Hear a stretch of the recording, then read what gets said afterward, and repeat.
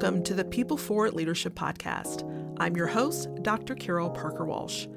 As an expert in transformational leadership and human development, and the creator of People Forward Leadership, I'm here to help you create thriving, engaged teams and unstoppable leaders. In each episode, we'll explore the strategies and insights that will elevate your leadership impact and drive lasting results. Get ready for a transformative journey filled with actionable steps.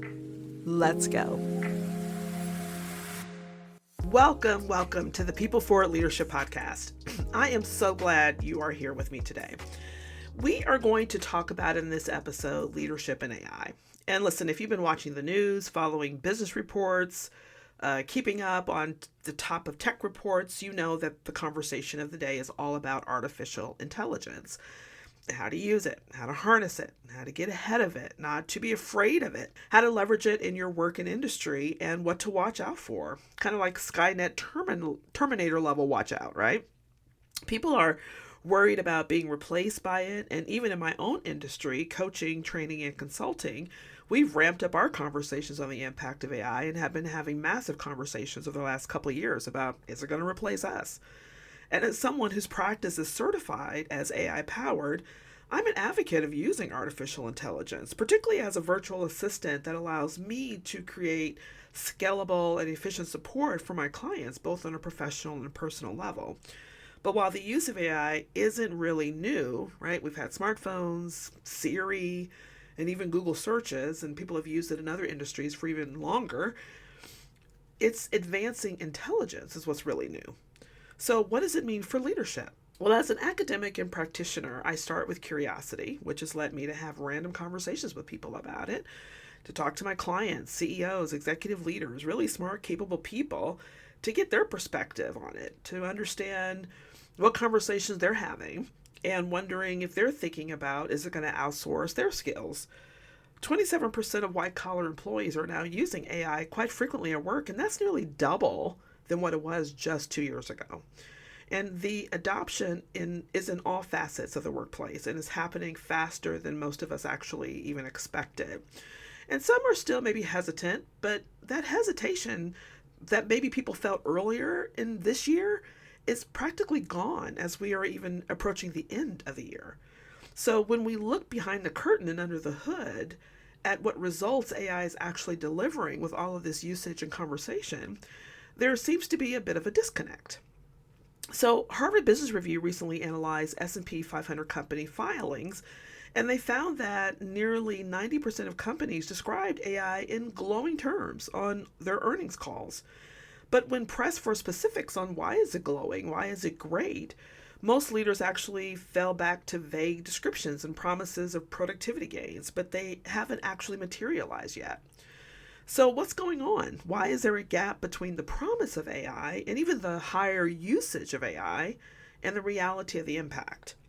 Well, I believe it's not a technology problem, but it's actually a leadership problem. The promise of AI is amazing, but leaders haven't quite figured out how to lead through this transformation, or really how to partner with and lead with AI. Not just the use of it, but how to really bring it in and implement it in a way where it's augmenting what they're doing as opposed to replacing what they're doing, right? We focus a lot on the ways it can replace tasks and responsibilities and maybe even ultimately us, instead of how to use it as an augmentation tool to really elevate what we already know and do. McKinsey found that employees are actually 3 times more likely to be using AI than leaders even realize. So there's a massive awareness gap between what leaders are understanding that's happening in the workforce and even their understanding of how to use it themselves. And that's where trust can tend to break down, where fear can take root, and where the promise of AI can turn into just another initiative that didn't quite land. So that's why today we're going to talk about leadership and AI. And there are certain leadership skills that I believe AI simply cannot automate. Skills like self-awareness, judgment and decision-making, meaning and purpose, emotional regulation, connection and empathy, curiosity and innovation are examples of skills that I believe actually become even more important and crucial and critical as we dive deeper into the age of AI. And as AI does become more capable of handling more of the tactical work that we do in the workplace, these people skills, these leadership level skills are going to become more important.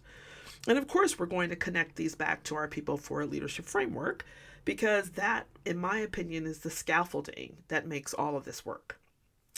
So the World Economic Forum tells us that 39% of existing skill sets will transform or become outdated by 2030. That is massive. But the skills that I just mentioned are deeply human and can't be replaced anytime soon, by 2030 or even beyond.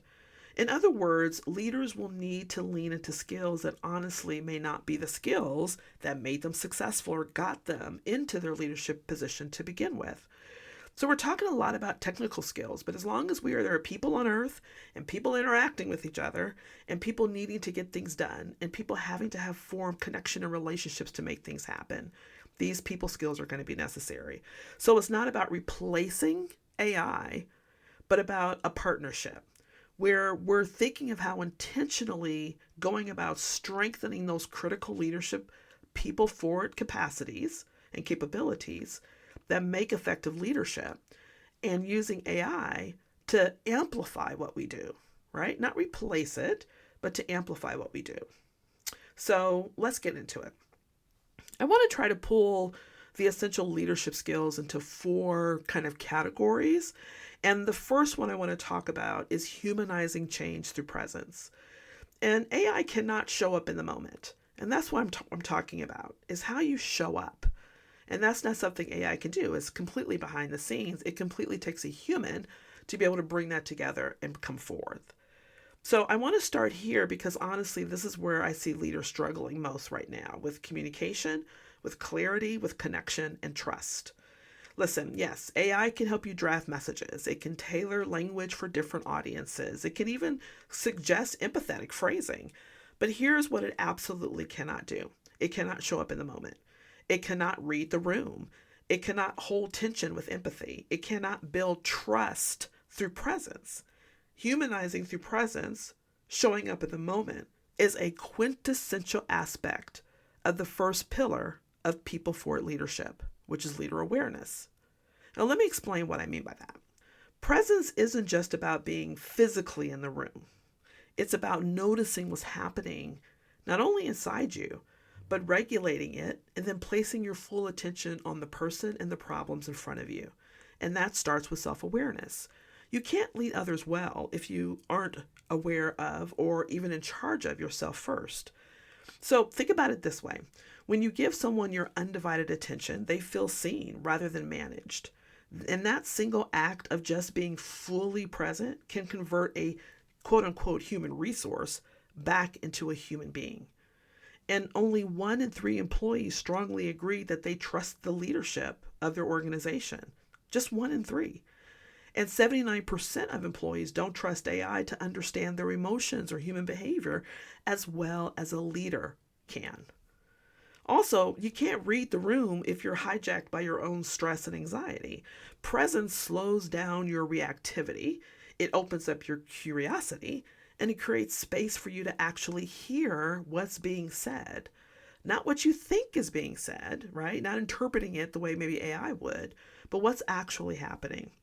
And this matters more than most leaders realize because your state affects your team state. I always say the pace of the leader always sets the pace of the team, right? So whether or not that's your joy, it sets the pace of the joy in the team. The culture you create sets the pace of the culture on the team. Your effectiveness of leadership impacts the effectiveness of your team. And when you're calm and grounded and you help stabilize others, then you are more effective in your leadership. But when you're anxious and you're scattered, that also transmits too. Presence is how your values and intent are actually felt by the other people in the room, not just in your words, but experienced in how you show up. And this is also where bias reduction happens. Being present helps you catch yourself making mental shortcuts like, I've already decided how this conversation is going to go, right? Instead of choosing that, you can choose a different response. So you can catch those mental shortcuts that you usually would make so that you can make the right decision at the time in the room. And that's self-awareness in action. And all of this feeds better judgment and decision making, right? It feeds into it. When you're more conscious and aware, you're more thoughtful about the decisions you make and more discerning in terms of your judgment. Presence clears the internal noise so you can frame problems accurately. You can weigh trade offs more clearly, and you can make decisions that are actually aligned with your values. Now, what does this look like practically? Well, it's pausing before you respond. It's breathing and naming what's happening, right? It's like saying things like, I notice I'm rushing right now, so let me slow down so I can really hear you, right? Maybe not out loud, but knowing that you can catch that for yourself, that you're more cognitive of your thinking, of your thoughts, and of your feelings, and how to adjust those in the moment, right? So you can capture those thoughts and then shift them around so they're more effective and allowing you to yield better results. It's mirroring back what you heard before jumping to solutions. It's asking one clarifying question before you recommend a pathway. It's matching your tone and pace to the moment and not to your overflowing inbox, right? This ability to calibrate self is a clearly human skill level that a leadership can have that can never be replaced by AI. And listen, as I said, AI can draft messages, it can summarize meetings, it can polish emails, it can give you neutral phrasing and even predict, and not necessarily accurately. However, keep that in mind, AI is not always right. It can predict outcomes if you want to give it some scenarios, but it can't be present. Only a self-aware leader can regulate their own state, attune to what's actually happening, and humanize a moment so people feel safe enough to tell the truth or align around purpose and meaning and move forward in the same direction. Only you as a leader can sense discomfort and confusion or resistance in the moment and respond with nuanced humor or reassurance. Only you can create emotional connections. While, as I said, AI can suggest empathetic phrasing, you are the one that builds the relationship, not AI. You're the one that can share values and lived experiences and authentic emotion, not AI. Only you can model vulnerability and trust, whether it's owning your mistakes or sharing a personal story. These are the moments that build credibility that absolutely cannot be outsourced. And only you can align communication and values and culture. Great leaders don't just explain what's happening, they reinforce why it matters, anchoring their message to the team's purpose. And that is something that clearly comes from a human skill set as opposed to a technological one. The next leadership skill is owning the hard calls. AI cannot carry responsibility. All right, so let's talk about judgment and decision making, about making the hard calls, about making and owning your decisions when there's no perfect option. This is another aspect of leader awareness. So, what does it mean to own the hard calls? It's the practice of making consequential decisions when you don't have perfect information, when the path isn't clear, and when every option has downsides. It's explicitly naming those trade-offs, committing to a path anyway, and accepting responsibility for the outcome without hiding behind tools, committees, or waiting for certainty that's never going to come. These are traits that I've seen evident in many of the interviews that I've had with CEOs on this actual podcast.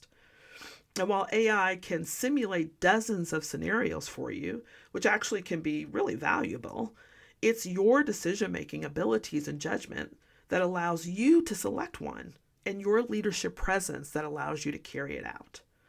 Again, this sits squarely in leader awareness because of the need for self-knowledge. When you're self-aware, you're already translating your values into your decision-making matrix before you're in the heat of the moment. So the heat of the moment and the heat of decision, you're already relying on things that you have established within yourself. You know your biases, you know your risk tolerance, you know whether you tend to overcorrect or undercorrect. You know how to separate what's suggested from what you're deciding, all while owning all the consequences either way. So I want to be really clear about what this is and what this isn't.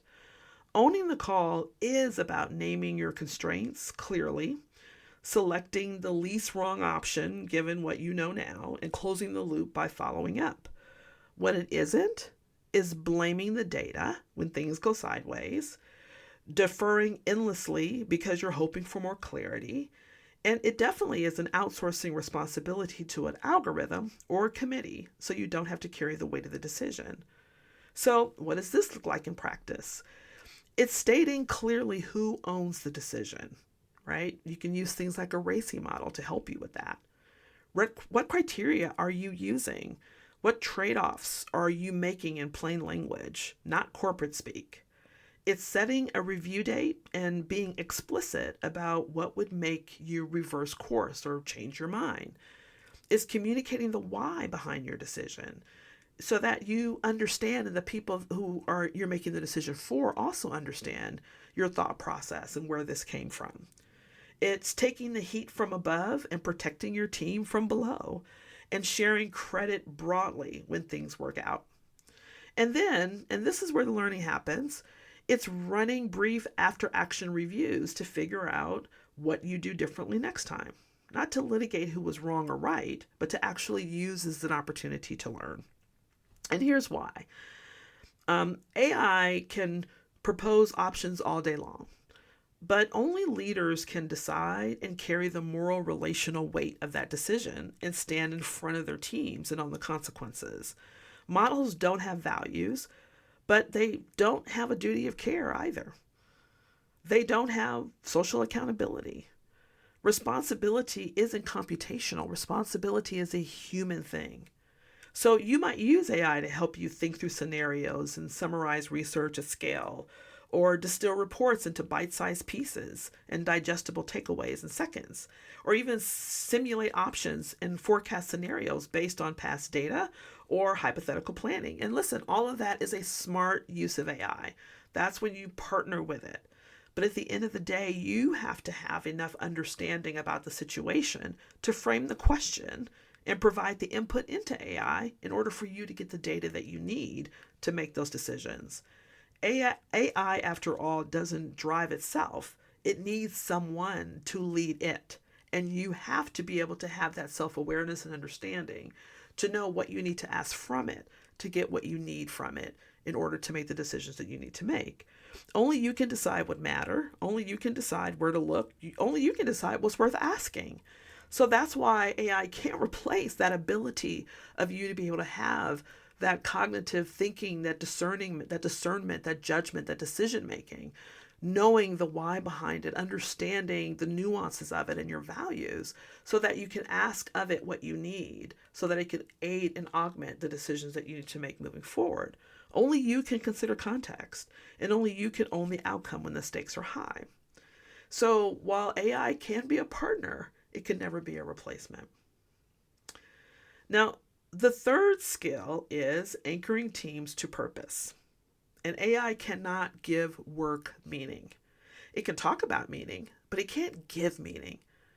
And the second pillar of the People for It leadership framework is called empowered ecosystems. And this is really about how you motivate and empower your team members to be genuine partners in the work and critical thinkers who can solve problems without you. This only happens when you anchor them in purpose, when they can find meaning in their work and connect what they're doing to your mission and vision. Empowerment thrives when there's a clear why and meaning, and that's not something AI can do.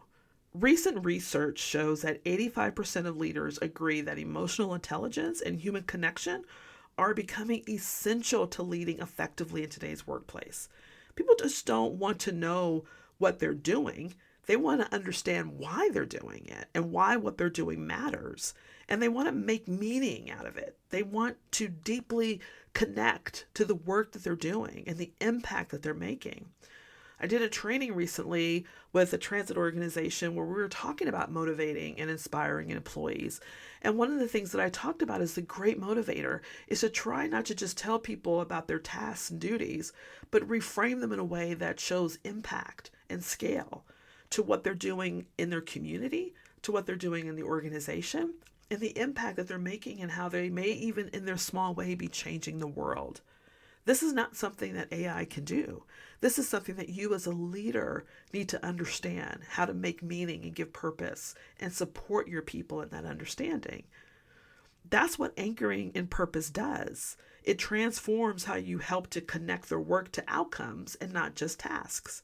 You're able to articulate, here's what success looks like, and here's why it matters, and here's who you serve, and here's how it connects to our mission, and here's the decision rights you have to figure out the best path forward in your work. That is so empowering. Now, AI can help with some of this. It can analyze data to show you what's resonating. It can help structure communication plans. It can draft purpose statements to help simplify complex ideas. But here's what it can't do and why you're irreplaceable in building this ecosystem. AI doesn't have an imagination. It can only remix what exists. So I want you to keep that in mind. It can only give you back and remix what has been given. It can't come up with something new and innovative. That's what the brain does. That's what you're capable of doing. It cannot paint a picture of the future that doesn't exist yet and show people why that future matters enough to commit to it. AI doesn't know people. It doesn't understand your people or how to motivate them or what their strengths are or what the challenges they're facing or how this work connects to what they care about. As a leader, you can make purposeful decisions. You can make what they do impactful. You can make purpose personal. You can make purpose specific. And AI can't do that. Only you can rally belief across teams and stakeholders. Buy-in isn't just about clear messaging. It's about trust, timing, and emotional resonance. Those are skills only humans bring to the table. And while AI can polish the words, only you can infuse work with purpose that inspires people to bring their best thinking and problem solving to the table. And while AI can draft purpose statements and create task plans and project templates, only you can confer legitimacy. It can't grant decision rights. It can't model values under pressure when things get messy. Only you can do that. Only you can make the vision specific to real people and real problems. And as a leader, you can bring in customer pain points, employee hopes, and lived realities. AI doesn't know these things. Only you can lead with conviction, choosing a path, anchoring people to a why behind that choice, and connecting it to the overall mission and vision, and then granting them real autonomy to how they're going to own it. That's what creates partners, not subordinates. And when leaders don't do this work, teams drift. There's low motivation and engagement. There's low commitment because they just see themselves doing things rotely. That's one of the things that is the fear around AI and why people think they can be replaced, because they just think of what they do as just as tasks, and there's no meaning and purpose behind it. But that's something as a leader that you need to understand for yourself and help infuse into your people. People just don't want to execute tasks efficiently, right? They want to do things with purpose, and you want to help your people not lose sight of purpose, to not lose heart. And AI definitely can't fix that disconnect. Only you can. And when leaders do this well, when they anchor teams to a clear purpose and then empower them with real decision rights, people become critical thinkers and problem solvers. They just don't wait to be told what to do. They see a problem, they understand how it connects to the mission, and then they solve it. That's an empowered ecosystem. The bottom line is AI can help you articulate purpose, but only you can anchor people to it in a way that can transform them from task completers into empowered partners and problem solvers, which is at the heart of the second pillar of the framework. Now, the fourth leadership skill is championing curiosity and growth, because AI cannot create a learning culture. Innovation can only thrive in an adaptive, continuous learning workplace culture, which is the third pillar of the framework. This is about creating the conditions where curiosity thrives and growth becomes the norm. The Center for Creative Leadership shows that leaders who exhibit high learning agility are 18 times more likely to be recognized as high potential leaders. 18 times. And yet only 16% of employers actively invest in adaptability programs. But when adaptability is embedded in organizations, employee engagement and reported innovation jumps 6 times.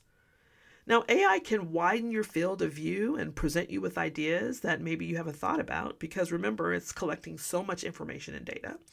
And it can actually give you access to more information and more options and more perspectives that you may haven't thought of before. And that's great. But only you as the leader can create the conditions for learning in the workplace. You set the culture that says it's okay to ask questions, to challenge assumptions, to experiment, and yes, even fail. Like I said earlier, 27% of white-collar employees are now using AI frequently at work, and that's nearly double to what it was just 2 years ago. But as a leader, how are you harnessing and guiding that usage to build an adaptive learning culture? The edge isn't just having information. I mean, we're drowning in information if you think about it. We are on information overload. We can't even take in as much information as coming at us on a daily, by hour, by minute basis. And the edge, though, is pairing curiosity with innovation and with action. It's about asking better questions and then actually experimenting to find the answers. A Harvard Business Review article I read suggested a way leaders can do this is by spanning organizational boundaries and building relationships across industries because learning happens in conversation, in collaboration, in experimentation, in cross-pollination with people who see things differently than you do. That's why AI, people love it so much, is because it takes all of this information that people are putting in from all over the world and is giving you different ideas. But we can do that as well when we're going across boundaries of organizations, across departments and industries, and having conversations. When we're fostering cross-collaboration of teams and groups to be able to grow and thrive with the learning that's happening, that's exciting for individuals. And it gives you information that allows you to create that continuous learning culture. While AI can generate ideas quickly and help teams overcome blank page paralysis, and suggest even different approaches or even jumpstart brainstorming, what it can't do is connect the dots. Humans blend insights across domains, disciplines, and lived experience in ways AI simply cannot replicate. It's one of the things I love about being a polymath, about having experience and training in multiple different areas of knowledge and of industry and of areas of understanding that allows me to be able to see things others can't, because I can connect the dots because I have this vast amount of experience and education and training across various disciplines. And this is something, when we amplify it at a larger level, can be really a powerful thing. Only we can challenge assumptions and question what's missing. AI can only work within the parameters that you give it, but you're the one who has to question the parameters themselves. And only you can lead imaginative risk-taking and decide when it's time to take a leap and how to rally your people behind any new bold ideas. And only you can infuse ideas with meaning and give ideas emotional resonance and strategic relevance. Only you as a leader can connect the creative spark to the mission, to the people, and to what really matters. These are things that AI cannot do. And that's it. Now, to be clear, I don't want you to get the impression with all of the things that I shared that I'm anti-AI. I am not. As I said, my practice uses it. I think the tools are extraordinary, and we should absolutely be using them strategically. But we need to be intentional about the leadership skills that we're strengthening as leaders because of AI, not in spite of it. AI won't deliver value simply because organizations spend money on tools and infrastructure. It delivers value when leaders develop the competencies needed to actually transform how their teams work so that they can make full use of the technology's strategic potential. The tools are not what creates the value. It's your leadership. It's your leadership as you show up with presence, humanizing change through genuine connection and trust, not just polished messaging. That's leader awareness in action. It's your leadership in owning the hard calls by framing the right questions, setting ethical guardrails, and carrying the responsibility that comes with leadership instead of hiding behind data or algorithms. That's also leader awareness. It's your leadership that anchors teams to purpose by creating meaning that transform people from task completers into critical thinkers and problem solvers who own their work. That's building empowered ecosystems. And it means your leadership as you champion curiosity and growth, by connecting and creating the conditions where adaptive learning thrives, innovation flourishes, and experimentation is celebrated. And that's adaptive continuous learning. LinkedIn's 2024 Workplace Learning Report found that 91% of learning and development professionals agree that human skills are more important than ever. 91%. And that means that we know what's important. And the question is, why aren't we acting on it? People Forward leadership is grounded in deeply human capabilities. And when you understand that, you can introduce AI as an accelerant, not and never a replacement. AI can be used to extend your reach as a leader, to amplify your output as a leader, but never as a replacement to your leadership or a replacement of your judgment, your meaning making, your presence, and your ability to create learning cultures. So as we move through the week, I would love for you to pay attention to and notice where you're leaning on AI in ways that are strengthening your leadership and where you might be outsourcing those leadership capabilities that you need to own. Notice where and how your presence is making a difference. Notice where clarity of purpose is transforming how your team is showing up. Just notice. And that awareness is where change can actually start. And listen, if you found value in today's episode, I would love for you to take a moment and give the show a 5-star rating and write a quick review. Also, feel free to share a link to this episode with your colleagues and friends. This helps other leaders find us and helps us all grow this movement of People Forward leadership together. I want to thank you for joining me today. And until next time, keep leading people forward in the age of AI. I'll see you soon. Thanks for tuning in to the People Forward Leadership Podcast. If you're ready to implement the insights and strategies shared in today's episode, schedule a call with our team to explore how we can help you drive talent retention, boost engagement, and develop extraordinary People Forward leaders in your organization. Plus, be sure to visit our website to access additional resources that will support your growth goals. Until next time, keep leading your people with purpose and confidence. And remember, when your people thrive, organizational success is inevitable.